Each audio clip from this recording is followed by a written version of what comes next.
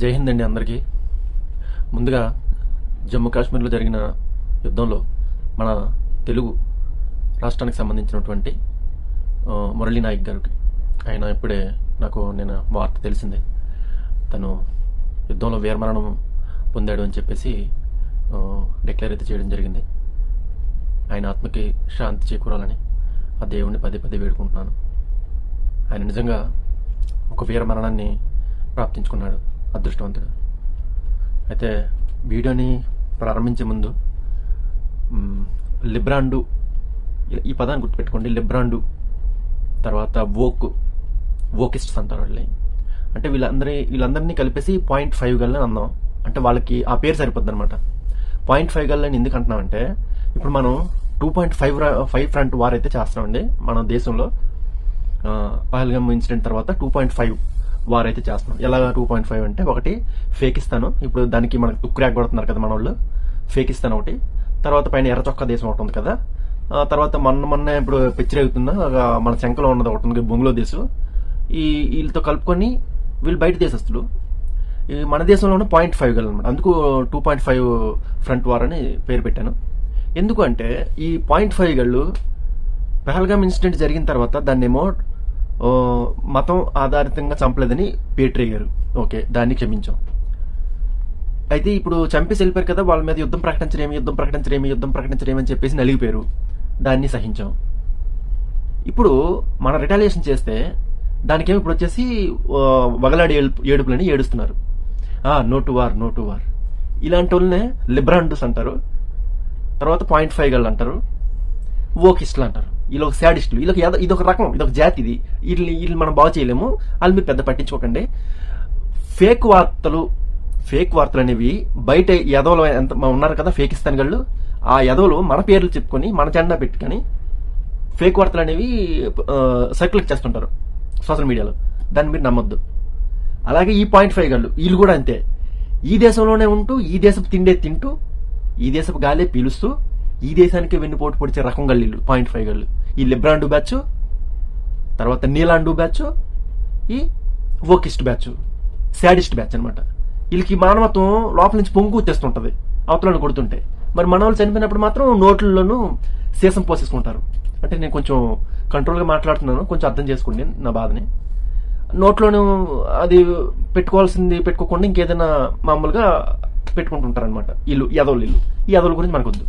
అయితే మనకి video intention ఏంటంటే, మీకు మనం చెప్పాను కదా, ఇది మనం చేస్తున్న యుద్ధం ఒకటి, కానీ ప్రపంచంలో చాలా దేశాలు ఇన్వాల్వ్ అయ్యి ఉన్నాయండి ఈ యుద్ధంలోనూ. మీకు చెప్పాను కదా, వాళ్ళు మన డిఫెన్స్ సిస్టమ్ని చాలా క్లీన్గా అబ్జర్వ్ చేస్తున్నారు. అసలు నిన్న మొన్న జరిగిన యుద్ధం ఎలాంటి యుద్ధం జరిగింది చెప్పాను కదా. రామరావణ యుద్ధం జరుగుతున్నప్పుడు పైన దేవతలు ఎలా నిలబడిపోయారో, ఇప్పుడు ప్రపంచం రెండుగా విడిపోయి మన మీద నిలబడిపోయారు. ఉదాహరణకి ఈ ఫేకిస్తాన్ గళ్ళకి ఎర్ర చొక్కగాళ్ళు కొన్ని మిజైల్స్ ఇచ్చారు, ఎయిర్ డిఫెన్స్ సిస్టమ్స్ ఇచ్చారు. ఓకేనా, ఎర్ర చొక్కగాళ్ళు ఫేకిస్తాన్కి ఇచ్చారు. తర్వాత ఇంకొక ఎర్ర చొక్క ఇటుపక్క ఒకటి ఉంటుంది యూరోప్ లో, ఆ ఎర్ర చొక్కగాళ్ళు డ్రోన్లు ఇచ్చారు. ఓకేనా, దాని గురించి మొత్తం డీటెయిల్ గా చెప్తాను. ఆ పైన మనకి సపోర్ట్ గా ఉండే రష్యా, మన బిగ్ బ్రదర్, S-400 అనే ఎయిర్ డిఫెన్స్ సిస్టమ్ ఇచ్చింది. ఇది గుర్తుపెట్టుకోండి. తర్వాత ఇజ్రాయిల్ ఏం చేసింది, మనకి కామెకాజీ డ్రోన్స్ టెక్నాలజీని ఇచ్చింది. దాన్ని మనం మన ఇండియాలోనే, మన భారత్ అంటే మన ఎన్డీఏ గవర్నమెంట్ వచ్చిన తర్వాత మాత్రమే డిఫెన్స్ లో మనం ఒక రాటు తేలిపోయాం అనమాట. రాటు తేలినట్టుగా చేశాడు ఆయన, మన పెద్ద ఆయన. ఇది గుర్తుపెట్టుకోండి.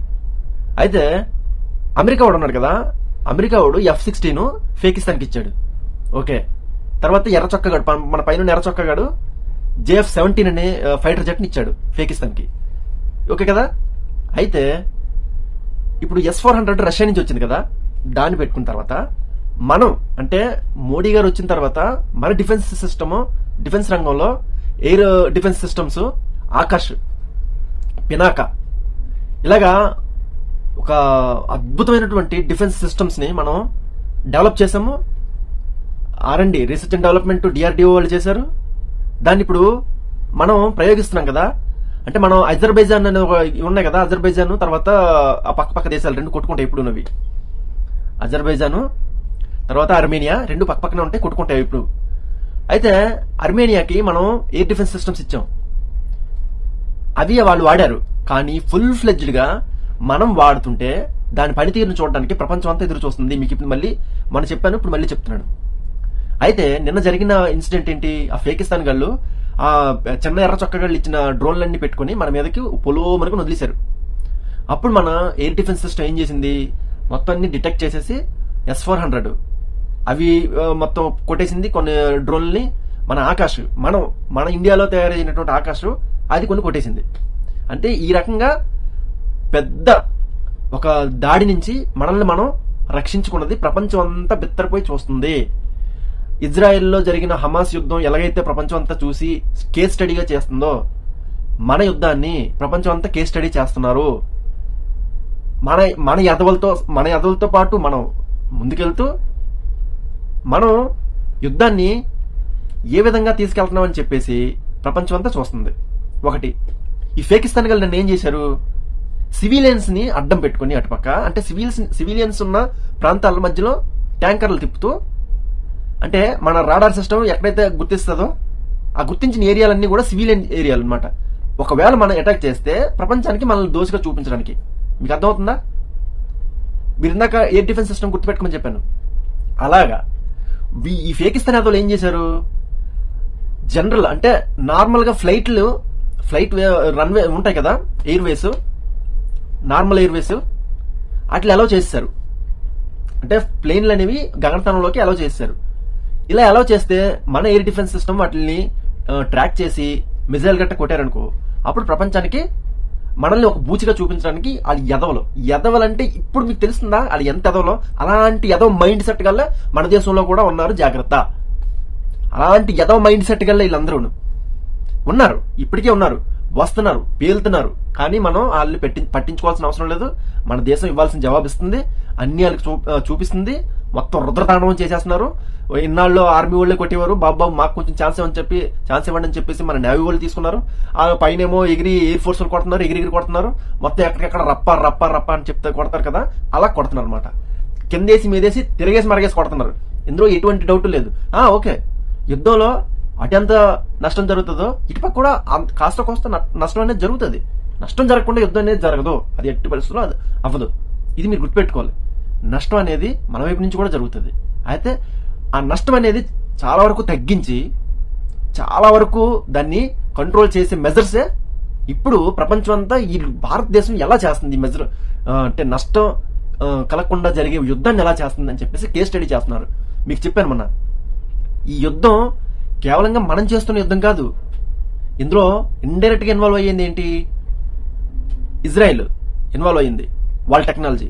రష్యా ఇన్వాల్వ్ అయింది, వాళ్ళ టెక్నాలజీ. వీళ్ళు ప్రపంచానికి చూపిస్తున్నారు ఇది మా టెక్నాలజీ అని. ఈ ఎర్ర చొక్కగాళ్ళు వాళ్ళు ఇన్వాల్వ్ అయ్యారు, ఫెయిల్ అయ్యారు. ఈ చిన్న ఎర్ర చొక్కగాళ్ళు వీళ్ళు ఇన్వాల్వ్ అయ్యారు, ఫెయిల్ అయ్యారు. ఇక్కడ ఇంకొంతమంది కొంచెం ఉంటారు అనమాట, అంటే వెన్నుపోటు బ్యాచ్ ఉంటది. వాళ్ళు నెమ్మదిగా పాకిస్తాన్ గాళ్ళకి ఇస్తున్నారు అనమాట మిజైల్స్ గట్రా. అవన్నీ కన్ఫర్మ్ ఇస్తారు. అది ఎక్కడ ఉండదు, గజ్జి ఉంటది కదా, ఆ గజ్జి రాసుకుంటూ ఎంతమంది వస్తారో అంతమంది ఇస్తూ ఉంటారు. ఆ గజ్జి అనేది రాసుకుంటే ఖచ్చితంగా ఉంటది. ఇప్పుడు మీకు అర్థమవుతుందా? అమెరికా వాళ్ళు పాకిస్తాన్కి ఇచ్చిన ఫైటర్ జెట్స్ కూల్చేసాం. ఎర్ర చొక్కవాడు పాకిస్తాన్కి ఇచ్చిన ఫైటర్ జెట్ కూల్చేసాం. అంటే ఇక్కడ ప్రపంచ దేశాలు ఏ డిఫెన్స్ సిస్టమ్స్ ఎట్లా ఉన్నాయి, డిఫెన్స్ వర్క్స్ ఎట్లా ఉన్నాయి, వాళ్ళ మిజైల్స్ పనితీరు ఎలా ఉంది, ఎయిర్ డిఫెన్స్ సిస్టమ్స్ ఎలా ఉన్నాయి, మనోళ్ళు చేస్తున్న ఈ యుద్ధం ద్వారా ప్రపంచానికి ఒక సందేశాన్ని ఇస్తున్నారు. ఒక కేస్ స్టడీ అవుతుంది. దీన్ని కొంతమంది చెప్పాను కదా, మన లోపలే ఉండే 0.5 గళ్ళు కొన్ని రాంగ్ మెసేజ్లు, మిస్ఇన్ఫర్మేషన్లు ఇస్తుంటారు. దాని జోలికి మీరు వెళ్ళొద్దు. మంచిగా మనకి ఛానల్ పరంగా చెప్పాలంటే నాకు కొన్ని మంచి ఛానల్స్ మీకు సజెస్ట్ చేస్తాను. ఎందుకంటే నేను ప్రతిసారి వీడియో ఇవ్వలేను, నాకు నెట్ అనేది చాలా ప్రాబ్లం. ఒక వీడియో చేయడానికి నేను ఒక రోజంతా వెయిట్ చేయాలి ఒక చిన్న వీడియో అప్లోడ్ చేయడానికి. కానీ మీకు మంచి ఛానల్స్ సజెస్ట్ చేయమంటే నా వరకు ప్రేమ్ టాక్స్ ఒకటి మంచి informative channel, real mysteries Prashanth channel ఒకటి, టీమిక్స్ ఒకటి, తర్వాత హెచ్డి హిస్టరీ డైమెన్షన్ ఛానల్ ఒకటి, తర్వాత అన్టోల్డ్ హిస్టరీ తెలుగు ఛానల్ అని యూట్యూబ్ ఛానల్స్ అన్ని ఉన్నాయండి, చాలా బాగుంటాయి. థింక్ డీప్ ఒకటి, అబ్సల్యూట్ సౌత్ ఒకటి. నేను ఇవన్నీ మీరు ఈ వీడియోలో మొత్తం ఒకసారి నెమ్మదిగా మీరు చూడండి. ఈ ఛానల్స్ చాలా మంచి ఛానల్స్, మంచి రిపోర్ట్స్ చేస్తున్నాయి, చాలా బాగా పర్ఫామ్ చేస్తున్నారు. మీకు మంచి ఇన్ఫర్మేషన్ కావాలంటే ఈ ఛానల్స్ మాత్రం మీరు చూడండి. అప్పుడప్పుడు నేను కూడా ఇచ్చే ప్రయత్నం చేస్తాను. ఎందుకంటే మనకి రీచ్ తక్కువ, అసలు మన వీడియో చూస్తారు కానీ పెద్దగా లైక్ చేయరు మన వీడియో, ఎందుకంటే మన అంత ఫేమస్ కాదు. సో కానీ మన వరకు మనం మన వ్యూవర్స్, మన సబ్స్క్రైబర్స్ కోసమైనా సరే వీడియో చేస్తాను నేను. ఓకేనా? ఈ వీడియో కనుక మీకు నచ్చితే కనీసం ఒక లైక్ చేయండి. కొత్తగా చూసే వాళ్ళు సబ్స్క్రైబ్ చేయడం మర్చిపోకండి. మళ్ళీ ఇలాంటి ఒక ఇన్ఫర్మేషన్ ఇవ్వడానికైతే నేను మీ ముందుకు వస్తాను. అంతవరకు జై హింద్, వందే మాత్రం, భారత్ మాతాకి జై. ఖచ్చితంగా మీరు మీ చుట్టుపక్కల ఉన్న ఇప్పుడున్న యుద్ధ పరిస్థితుల్లో నాకు చిన్న సలహా, క్రౌడెడ్ ఉన్న ఏరియాల్లో కనీసం అనుమానించుకుని వెళ్ళండి. క్రౌడెడ్ గా ఉన్నాయి, ఎందుకంటే లోపల కొంతమంది ఎదవలు యాక్టివేట్ అవుతారు, స్లీపర్ సెల్స్. వాళ్ళు ఎప్పుడు యాక్టివేట్ అవుతారో ఈ దరిద్రం వాళ్ళకి పోదా, మైండ్ లో వెళ్ళిపోయి ఉన్న కొంతమంది ఉంటారు కదా అనగాళ్ళు, వాళ్ళు ఉంటారు. జాగ్రత్తగా ఉండండి. క్రౌడ్ ఎక్కువ ఉన్న ఏరియాల్లో కొంచెం అనుమానించి వెళ్ళండి. చూసుకోండి, జాగ్రత్తగా ఉండండి. ఎందుకంటే మీరు మీ కుటుంబానికి ఎంతో విలువైన వాళ్ళు. ఎందుకంటే మీరుంటేనే మీ కుటుంబం ఉంటుంది. సో జాగ్రత్త. జై హింద్, వందే మాత్రం, భారత్ మాతాకి జై.